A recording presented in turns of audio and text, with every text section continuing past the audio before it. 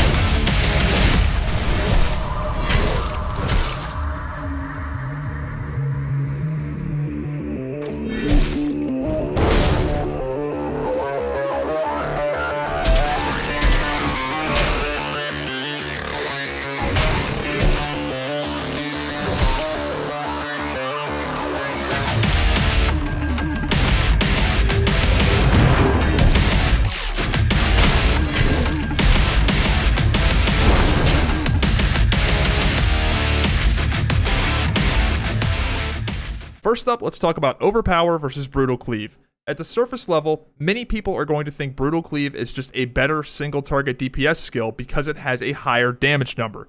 However, what they ignore is the cast time. Overpower actually does higher single target DPS slightly because it has a faster cast time. However, that's not the most important part when it comes to PvP. The most important thing about Overpower versus Brutal Cleave in a PvP context is that Overpower cannot be whiffed or outranged in PvP. This is a huge deal. Spending 1.2 seconds on an ability just to have it whiffed or outranged is a massive, massive loss, especially in this time to kill. Yes, the cooldown is refunded if the ability whiffs, but with the way movement is in this game, especially if you're facing somebody that knows how to move, particularly a bard, it is incredibly easy to have your Brutal Cleave outranged or for them to zip behind you. With how zippy and quick the movement is, I promise you it is very easy for your Brutal Cleaves to whiff.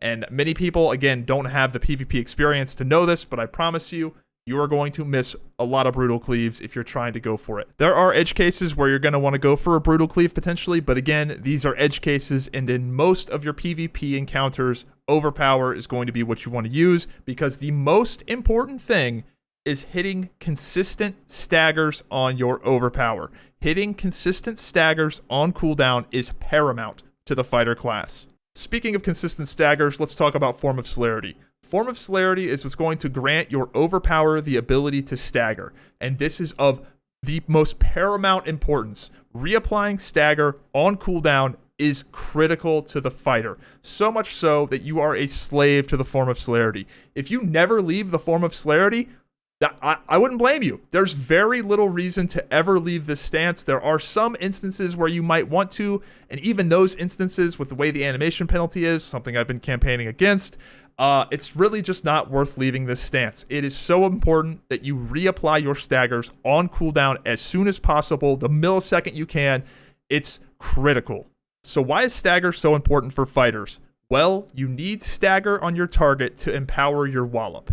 When you hit Wallop on a target that has stagger, they're going to be tripped for 3+ seconds. This is a hard CC. You can get this up to 4 seconds with the weapon talents. This is a crazy ability. This is the most powerful ability on the fighter, one of the most powerful abilities in the game. This is a 3+ second hard CC on an 8-second cooldown. However, your target has to be staggered. This, in my opinion, is your primary source of value on the fighter. This is what you bring to the group. You bring the lockdown. This is the most dangerous element of the fighter. And you need to be really prioritizing getting those staggers out, getting those Wallops out, and getting that CC out as much as humanly possible. This ability is fantastic. Obviously, it's got the hard CC element, but it also hits pretty hard. It's got a healing element if you spec into it. It's not that great of a heal, but with how frequently you're using this ability, I would recommend specking into it. This is the bread and butter of the fighter. You are a lean, mean, walloping machine if everything is going well. Next up, we've got everybody's favorite ability, and that is Maim. This does 20% more damage to tripped targets, so the obvious combo is to wallop into a Maim, hit a big number. It's fun. Everybody loves this ability. And the one thing I will say about Maim is that you need to get in the habit of not exclusively using this on tripped targets, because there's going to be a lot of instances where your target is on trip DR because you're walloping so frequently, and you just don't want this sitting off cooldown for too long, because it still does a lot of damage even outside of trips. Yeah, you need to be a little bit more careful to aim it, but you know, if you have a fresh trip DR for 10 plus seconds and this is off cooldown, you probably want to go ahead and send it, in my opinion, because it's only 20% less damage, and you don't want to just have a big damage ability like this just sitting there not being used. Next up, we have Lethal Blow, and this is a traditional execute style ability that does more damage the lower HP your target is. This ability can hit extremely hard. However, my biggest piece of advice with this ability is to just use it. It has a low cooldown. Don't sit there and wait for the most ideal, perfect opportunity. Just send it. Now, if your target has higher HP, you want to use your other abilities first, but if you have nothing else left to hit and your target is at 75% HP, go ahead and hit him with a Lethal Blow, because it's still going to do pretty good damage. And with the way the health bars move in this game, even if they are at 75% HP, things move so fast. By the time the Lethal Blow hits, they might not be at 75% HP. And the dirty little secret is that Lethal Blow still hits pretty hard, even on relatively high HP people sometimes. So, I don't know. In my opinion, roll the dice and just send it. Next up, we have Rupture, and this ability is secretly crazy good for PvP, and a lot of people really write it off because it's not very good while you're leveling. When you're leveling and you use this ability, you are underwhelmed because the mobs don't move around, so you don't get the bonus wound stacks, and you don't really care about the wound stacks. It doesn't hit very hard because you don't have high wound stacks. So a lot of people just sort of write this ability off, but I promise you, in PvP, it is a very different story. This ability has a lot going for it. First of all, it applies wound stacks very, very quickly, and while that isn't powerful in the current TTK, the game is going to slow down. The TTK is going to get longer, and those wound stacks are going to start to matter. Next thing this ability has going for it is that you can get hemorrhaging bleeds from other people. You can piggyback off of other people's bleeds and get free hemorrhages that hit very hard. This is very powerful. And the final reason why this ability is amazing, and one thing I love to do, and I'm going to call it Rupture bombing, which is where you time up your final Rupture tick to hit right as your Maim and Lethal Blow hit. So you have 3 hard-hitting abilities that all hit all in a very short window, and this does in a tremendous amount of burst damage. And when you have 10 wound stacks on somebody, that final Rupture tick can hit incredibly hard, especially if you're berserking. I love doing Rupture bombs. It is so satisfying.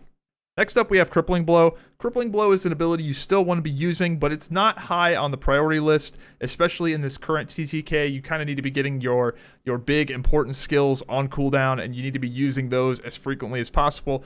Crippling Blow does apply a snare, which is okay at best, but snares in this game interact in a very weird way. They are heavily DR'd. You put people on snare DR very quickly. Subsequent snare applications don't refresh the previous snare application. So there's some very weird things that make snare not very good in this game. Also, dodge rolling not affected by snare, movement abilities not affected by snares, and those things are just very prevalent in the game. So Crippling Blow still useful, still does decent damage, but very low priority. But still, it's kind of nice, but it's not that great. Next up, we have Knockout, and Knockout is quite literally a sleeper ability. This is a 10-second incapacitate. That's right, a 10-second crowd control ability. However, the catch is it does break on damage, which does make this a little bit of an awkward ability for the fighter to have, but it is incredibly good. It's just, you need to be a little careful with how you use it. Not only can this CC for up to 10 seconds, it also applies Shaken, which is a 15% physical damage debuff bonus. So you can do some pretty crazy combos with this. In my opinion, the best way to use this ability is in group contexts where you are on target A and then you just tab over to some other target that's not being attacked and just hit them with a drive-by knockout. Just put them in a CC, and it can last for up to 10 seconds. And even if that CC gets broken by random AoE damage or something, even if it only lasts 4 seconds or 5 seconds, 6 seconds maybe, that's still an incredibly good value. This is a 10-second crowd control on a 15-second cooldown.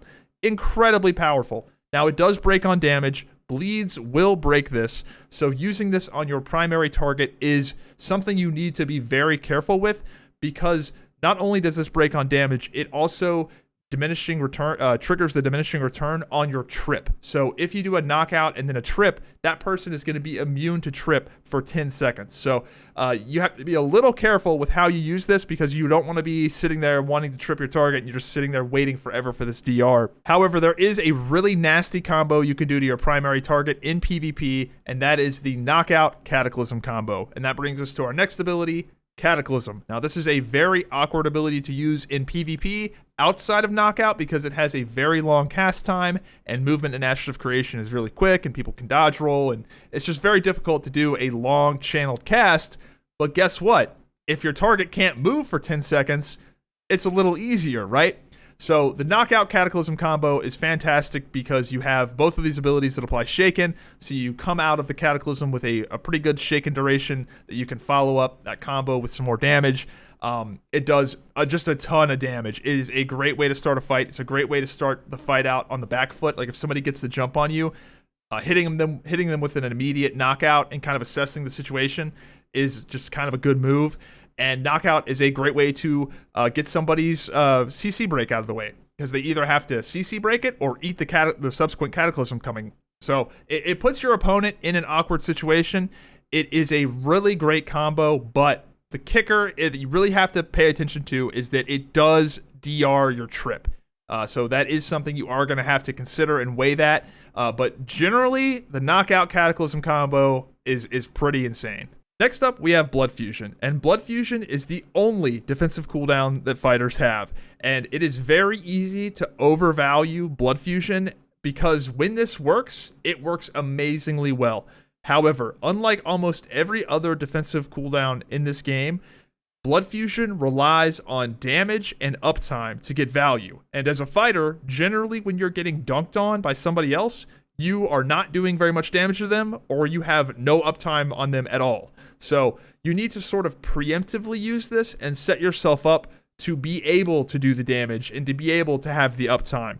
And for that reason, I like to combo Blood Fusion with Berserk. So when I get low, I pop my Blood Fusion and then I pop Berserk, and that takes some of the cooldown off my Blood Fusion. But more importantly, it's going to make me have 30% more movement speed, do 30% more damage, and most importantly, reset my cooldowns. So I have the buttons to press to do the damage to get the lifesteal.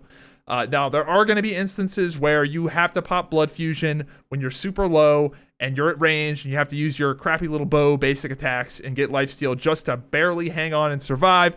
But ideally, you want to be using this in a situation where you have the uptime, and it's almost better, in my opinion, to use this when you don't necessarily need it. Like, you know, maybe you're at 70% health and you just go ahead and use it when you know you're in a good spot to use it, because that damage likely is going to come in the next 8 seconds while your Blood Fusion is up. Because what you don't want to do is have to rely on this as like an oh shit button, because it's a very ineffective oh shit button. There is one really nice thing about Blood Fusion, and that is that it has no animation penalty. You can trigger Blood Fusion in the middle of your attack combo and it won't interrupt it, and you can trigger Blood Fusion in the middle of a Maim, for example. So one thing that's really common for fighters to do is they'll get to about 50% HP, and as soon as that Maim is getting ready to go off, they will pop their Blood Fusion mid-front flip and then get a whole bunch of lifesteal. So that is one little piece of tech that you definitely want to know about. The final ability we'll be covering is Berserk. Now, my biggest piece of advice with Berserk is to just not get too crazy with it. There are the on-paper, theoretical Giga Berserks where you get like a double rally and cry and 2 back-to-back Blood Fusions. That stuff right now in the current game conditions with the current TTK is not realistic. You are not going to get a lot of value out of Berserk if you're waiting to do stuff like that. In my opinion, the best way to use Berserk right now is to use it to optimally reset your core damage abilities. You want to use Berserk to get the most bang for your buck cooldown resets on Maim, Overpower, Lethal Blow, and Rupture. You want to use Berserk to optimally get the most cooldown reset out of those core abilities. Anything else is just a bonus. Optimally resetting all of your core cooldowns and getting full resets on everything is where the real power of this ability lies. The extra 30% damage is nice, but you certainly don't want to reset your cooldowns in a suboptimal way for an additional second of 30% bonus damage. No, you want to pop this ability the second you blow all your cooldowns and then blow all your cooldowns again. That is the most ideal way to use Berserk, is to just blow all your cooldowns twice. Now let's talk about fighter combos. Now there's a lot of different combinations you're going to be doing, and it obviously depends on the situation, but here is just a good baseline for where to start and where to remix from. So you're going to be in form of Celerity, that way your Overpower staggers. And once you use Overpower and stagger your target, you're going to Wallop. That Wallop is going to trip them because they're staggered, and then your Maim afterwards is going to do 20% more damage because they're tripped, and then your Lethal Blow is going to hit pretty hard because after all of that, they're going to be at relatively low HP. If you want to make this combo even more deadly and you have the uptime to pull it off, what you can do is add a Rupture right after the Overpower, and that will mean that your Rupture final tick damage is going to hit right as your Maim and Lethal Blow damage hit, and you'll create a little Rupture bomb. Now onto the gameplay section of the video. This first clip is going to be a 1v2 against a tank and a mage, and this tank is going to do a pretty good job at chaining his defensive cooldowns. He does a good job at staying alive here. I hit him with a combo, the whole bread and butter combo, and he's still at 100% HP because he chained like 2 or 3 defensives right there. And I'm going to really lean into my short bow here. We're going to get a bleed proc from my short bow, and that's going to allow me to hemorrhage on my Rupture here. Even though he's a pretty high HP, this tank has no more defensive cooldowns left, and I'm getting ready to hit a big Berserk, reset all my cooldowns, and do a crazy amount of damage. I end up preemptively popping Blood Fusion when I see that mage, and I'm going to self-heal through all of his damage and just hit him with a disgusting clip. It's moments like these that make you love playing a fighter. It's why you put up with all the other bullshit, but hitting a clip like this on a mage is just unbelievably satisfying, and it's heroin. It's heroin. Next up, I've got a 1v1 against a Bard, which is generally a pretty bad matchup for fighter, but I do have a very good engage. I'm able to engage this Bard without having to use my Blitz, and both of us, funnily enough, forgot to PvP flag, so this is a little bit awkward here at the start, but we both flag up at the same time. Now, he is going to CC break my end cap and dodge the Cataclysm, but that's totally fine, because now I'm going to be able to hit him with a full duration trip, and he will not be able to escape. Now, I'm just going to sit the Marionette here, because this is not really a kill window for me. I might as well sit the Marionette. I got hit with another CC, and here we go for the kill opportunity. Gonna hit him with a full trip. He cannot get out of this. He has to eat the whole combo, and I had a Berserk out of that. He was done. And if you've made it this far into the video, I'm going to be sharing my best fighter world PvP tech, and that is to end-cap Cataclysm people's mounts. This is a disgusting combo. People do not expect that you end-cap the mount. They can't move, and then you hit them with a Cataclysm, and it does not put them on DR for trip because you end-cap the mount, not them. If you're a big world PvPer like myself, this is a win-win because it's going to mean that the person you're fighting either has to get off their mount and fight you, or they don't get off their mount and they eat the damage that you would put into them because they can't move. I love this combo, and I definitely think it's something worth practicing the muscle memory on because it is a little obscure. It's not something you do very frequently where you're tapping to a mount and capping it and tapping back to a player, but I think it's worth investing in building that muscle memory. Next up, we have mages, and the thing with mages, it's just like bards. If you have a clean engage, this is going to be a much easier fight for you. And ideally, you want to save your blitz for the blink. If you can start this fight off and have a very accurate leap strike in directly on top of them, right on melee range, or right in on a mount like I prefer to do, that's going to make your life so much easier. But if you have to burn blitz to engage and break that initial melee range, you're going to be in deep trouble when they blink away from you and your leap strike misses. And finally, we have Rangers. Now, the Ranger matchup for a fighter, in my opinion, is one of the easier matchups, especially when you compare it to Mage. In the current state of the game, Mages are basically Rangers, except better in every single possible way, with the exception of Vinefield. However, Vinefield is a telegraphed ability. It literally has a cast bar. It's a quick cast, but it does have a cast bar. And once you know when to look for that, it becomes something that with a little bit of practice, you're able to dodge it. And when you dodge a ranger's vine field, it is glorious. I don't think anything feels better in this game than dodge rolling a vine field. And when you do that to a ranger, oh, they're cooked, because then you can freely battle cry their disarm, if that even comes out, if they even have a chance to really do that. Yeah, this is a matchup where fighters, for the most part, are going to do pretty well, unless the ranger gets the drop on you, like in a pretty severe way. Then I think you do all right in this matchup. Anyway, that's all I got for today. I hope you guys enjoyed it. I mainly wanted to make this video just to go over the basics and just the core concepts and not overwhelm you with information. I'll make future videos about the other abilities or some of the more advanced things you can do, but I mainly just wanted to, I don't know, have an introduction course, and that's what this video was.